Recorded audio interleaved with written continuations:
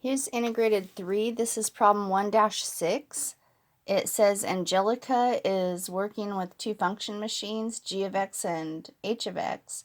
She wants to stack the two machines so that the output of the first machine becomes the input of the second. Her beginning input is 6. So I'm on my computer. This might look kind of weird, but see the homework help button? You can go to homework help and get go to cpm.org and go to homework help and get some hints. But I'm going to go ahead and just do the problem. So she has to start out with an input of 6. And so I plug a 6 in everywhere where I see an x. So g of 6 equals 6 minus the square root of 6 minus 5. Well, the square root of 6 minus 5 is 1. And the square root of 1 is 1. So g of 6 equals 1. The h function, if I plug a 6 into it, I replace the x's with a 6. So h of 6 equals 6 squared minus 6. Well, 6 squared is 36. And 36 minus 6 is 30. So h of 6 is 30.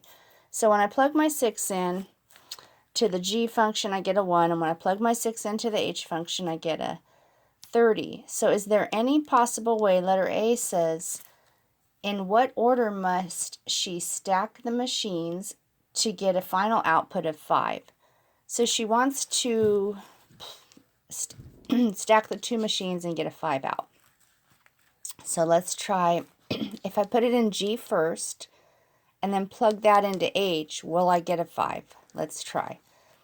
Plug the 6 into G. Well, then we already know what that is. It's 1. And if I take the 1 and put it into H, I have H of 1. 1 squared is 1 minus 6. That gives me negative 5. So that didn't work. So we're trying to get a positive 5. So let's plug the 6 in to the H function. We know that's 30. And then we'll take that outcome, plug it into the G function. So 30 minus 5 is 25. The square root of 25 is 5. So that means, let's see, we plugged in 6 to the H. I'm filming at home. So this is weird. There we go. Okay, and then this is, what was the other one's name? G?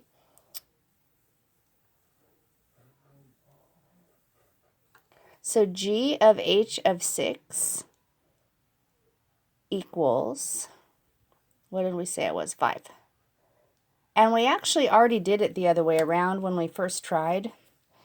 We know that H of G of 6, I'll bring my camera home next time, equals negative 5.